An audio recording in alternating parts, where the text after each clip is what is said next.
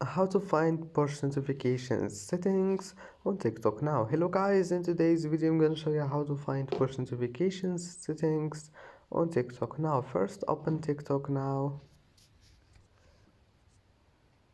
and then click on your profile here in the bottom corner and then click the three lines and then click push notifications, and that's it. As you see here, you can manage push notifications.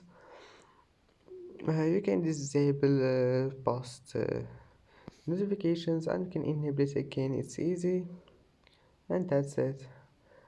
And I hope that can help you.